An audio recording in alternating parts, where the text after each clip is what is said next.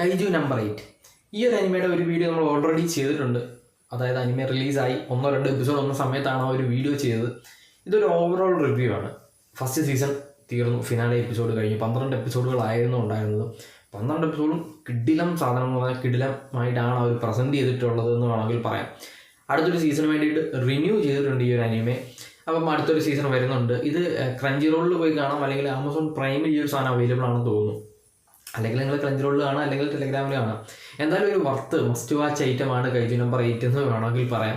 ഇതിൻ്റെ ഒരു പ്രത്യേകത എന്താണെന്ന് ചോദിച്ചു കഴിഞ്ഞാൽ ഇതിനകത്തെ ഓരോ ക്യാരക്ടേഴ്സിൻ്റെയും അല്ലെങ്കിൽ ക്യാരക്ടർ ബിൽഡിങ്ങും ഭയങ്കര രസമാണ്. അതായത് ഒരു ചെറിയ ക്യാരക്ടറാണെങ്കിൽ കൂടി ആ ഒരു ക്യാരക്ടറിനെ കറക്റ്റായിട്ട് പ്ലേസ് ചെയ്ത് കറക്റ്റായിട്ട് ആ ഒരു ക്യാരക്ടറിന് ഒരു സ്റ്റോറി കൊടുത്ത് നന്നായിട്ട് തന്നെ ഒരു ക്യാരക്ടറിന് ആ ഒരു സ്പേസ് കൊടുത്തിട്ടുണ്ടെന്നാണ്. അല്ലെങ്കിൽ നായകൻ ഓറിയൻറ്റഡ് ആയിട്ടുള്ള ഇതിപ്പോൾ കൈജു നമ്പർ 8 എന്ന് പറയുന്ന ഒരു, അല്ലെങ്കിൽ ഹിബിനോ കാഫ്ക എന്ന് പറയുന്ന ഒരു നായകൻ ഓറിയൻറ്റഡ് ആയിട്ടുള്ള സാധനമല്ല. ഇതിനകത്ത് ഓരോ ക്യാരക്ടേഴ്സിനും ആ ഒരു സീരീസിനകത്ത് സ്പേസ് ഉണ്ട്, അവരുടേതായ സ്പേസുകളുണ്ട്. അപ്പം ഈ ഒരു അനിമയെ പറയുകയാണെങ്കിൽ നമ്മൾ യൂഷ്വലി കാണാറുള്ള പോലെ തന്നെ എല്ലാ വലിയ അനിമകളിലും നായകൻ എന്ന് പറയുന്ന പ്രോട്ടോഗോണിസ്റ്റ് ക്യാരക്ടർ ഒരു കുറച്ച് കോമഡി ക്യാരക്ടറായിരിക്കും, അല്ലെങ്കിൽ മണ്ടൻ ക്യാരക്ടറായിരിക്കും, അല്ലെങ്കിൽ വീക്കസ്റ്റ് ക്യാരക്ടറായിരിക്കും. ഇതിനകത്തും സെയിം സാധനം തന്നെയാണ്, സെയിം രീതിയിൽ തന്നെയാണ് പോകുന്നത്.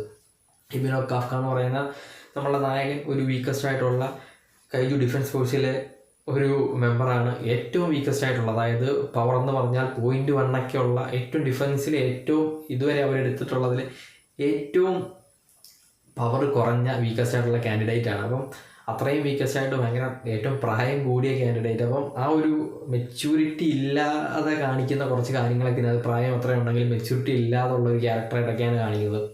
പക്ഷേ ഈ ഒരു എപ്പിസോഡിനകത്ത് ഈ ഒരു സൂപ്പർ പവർ കിട്ടിക്കഴിയുമ്പം ഈ കൈജു നമ്പർ 8 ആയി കഴിയുമ്പം ഇതിൻ്റെ ഒരു ട്രാൻസ്ഫോർമേഷൻ ഉണ്ട്. അതായത് കൈജു നമ്പർ 8 ആയിട്ടിരിക്കുമ്പോൾ ഹിബിനോ കാഫ്ക എന്ന് പറയുന്ന ക്യാരക്ടർ ഭയങ്കര മാസ്, ഭയങ്കര സ്വഭാവമാണ്. പക്ഷേ ഇത് മാറിക്കഴിഞ്ഞാൽ വീണ്ടും പഴയ ഹിബിനോ കാഫ്ക ആകുന്നു എന്നുള്ളൊരു കാര്യമാണ്.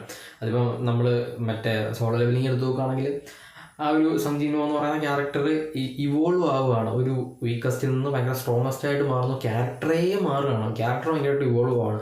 ഇവിടെ ക്യാരക്ടറിന് പ്രത്യേകിച്ച് ഒരു എവല്യൂഷനും ഇല്ല. എപ്പോൾ ഫസ്റ്റ് എപ്പിസോഡിൽ കാണുന്നത് ഈ ക്യാരക്ടറിനെയാണ് 12ാമത്തെ എപ്പിസോഡിലും കാണുന്നത്.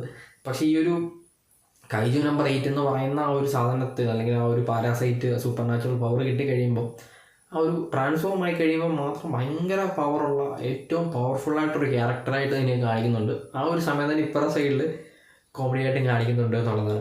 ഇതിനകത്ത് കുറച്ച് ഫ്രണ്ട്ഷിപ്പും അതേപോലെ തന്നെ കുറച്ച് ബോണ്ടും കാര്യങ്ങളും അതെല്ലാം ഇൻക്ലൂഡ് ചെയ്തിട്ടാണ് ഈ ഒരു സീരീസിനെ അനിമയെ കാണിച്ചിട്ടുള്ളതെന്ന് വേണമെങ്കിൽ പറയാം. മാങ്കയിലും ഇങ്ങനെ തന്നെയാണ്. ഇത് കുറച്ച് എപ്പിസോഡ് ഉണ്ടായപ്പോൾ മാങ്ക വായിക്കണം എന്നുള്ള ഭയങ്കര ക്യൂരിയോസിറ്റിയിൽ ഞാൻ പോയി മാങ്ക വായിച്ചു എന്ന് വേണമെങ്കിൽ പറയാം. നല്ല രസമാണ്. എന്താണോ മാങ്കയിലുള്ളത് അതേ സീൻ ബൈ സീനായിട്ട് ഈ ഒരു അനിമയിൽ ചെയ്തിട്ടുണ്ട് എന്ന് വേണം. അതായത് ഒരു സീൻ പോലും കട്ട് ചെയ്താൽ മെയിൻ ഇവൻസ് അല്ല, ഓരോ സീൻ ബൈ സീനായിട്ട് ഇത് കറക്റ്റായിട്ട് എടുത്തിട്ടാണ് ഈ ഒരു സീൻ അനിമയിൽ ചെയ്തിട്ടുള്ളത്. എനിക്കിതിനകത്ത് ഏറ്റവും ഇഷ്ടപ്പെട്ടത് കിക്കോരു ഷിനോമിയുടെ ഒരു എൻട്രി സീനുണ്ട്. എനിക്ക് തോന്നുന്നു 7ാമത്തെ 8ാമത്തെ എപ്പിസോഡിലാണ്. ഒരു രക്ഷയില്ലെന്ന് പറഞ്ഞാൽ സ്വാഗം മാസം എന്നൊക്കെ പറഞ്ഞാൽ ഇജാതി സാധനം. ആ ഒരു ക്യാരക്ടറിനെ ആദ്യം നമ്മൾ കാണുമ്പം ആദ്യം ഫസ്റ്റ് ഇതിലെനിക്ക് ഇഷ്ടപ്പെട്ടില്ല ഒരു ക്യാരക്ടർ. പക്ഷേ പതിയെ ഒരു ക്യാരക്ടർ നമ്മൾ ഇഷ്ടപ്പെടുന്നു.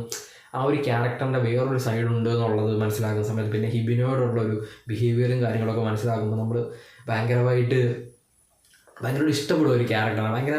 ഭയങ്കര രസമാണ് ആ ഒരു കിക്കൊരു എന്ന് പറയുന്ന ക്യാരക്ടർ. അതേപോലെ തന്നെ മീന എന്ന് പറയുന്ന ക്യാരക്ടർ ഭയങ്കര പവർഫുള്ളായിട്ടുള്ള, അതായത് ആ ഒരു ഡിവിഷൻ 3യുടെ ക്യാപ്റ്റനായിട്ടുള്ള ക്യാരക്ടറിനെ കാണിക്കുന്നത്, വൈസ് ക്യാപ്റ്റനായിട്ടുള്ള ക്യാരക്ടറിനെ കാണിക്കുന്നത്, ഓരോ ക്യാരക്ടറിനെ കാണിക്കുന്നു. അതേപോലെ വൈസ് ക്യാപ്റ്റനായിട്ടുള്ള ക്യാരക്ടറിനെയാണ് ഭയങ്കര കോമഡി, ഭയങ്കര ഫണ്ണി ആയിട്ടുള്ള ക്യാരക്ടർ, ഭയങ്കര കോമഡി ആയിട്ടുള്ള ക്യാരക്ടർ. പക്ഷേ അതിൽ പവർഫുൾ എന്ന് പറഞ്ഞാൽ ഭയങ്കര പവർഫുള്ളായിട്ടൊരു ക്യാരക്ടറിനെ ഫണ്ണിയായിട്ട് കാണിക്കുന്നു. അതൊക്കെ ഈ ഒരു അനിമയിൽ മാത്രമേ നമുക്കിങ്ങനെ ഇത്രയും ഇതായിട്ട് കാണാൻ പറ്റുള്ളൂ. പിന്നെ ഇതിൻ്റെ പ്രസൻറ്റേഷൻ എടുത്തു പറയേണ്ടതാണ്. അനിമേഷൻ ഭയങ്കര അനിമേഷന് ഇമ്പോർട്ടൻസ് കൊടുത്ത് ചെയ്തിട്ടുള്ള ആ ഒരു അനിമേഷനിൽ തന്നെ സ്വാഗ് കൊണ്ടുവരിക എന്നുള്ളൊരു സാധനം. അതായത് ചെറിയ അനിമേഷനിലല്ല, കുറച്ച് നല്ല രീതിയിൽ അനിമേറ്റ് ചെയ്തിട്ട് ആ ഒരു പ്രസൻറ്റേഷൻ നമ്മൾക്ക് നല്ല കളർഫുള്ളായിട്ട് പ്രസൻറ്റ് ചെയ്യുക എന്നുള്ളൊരു സാധനം വെച്ചുകൊണ്ട് തന്നെയാണ് ഈ ഒരു അനിമ ചെയ്ത് വെച്ചിട്ടുള്ളത്. എന്തായാലും ഒരു ഗംഭീര വിഷ്വൽ ട്രീറ്റ് തന്നെയാണ് ഈ ഒരു അനിമ എന്ന് പറയുന്നത്.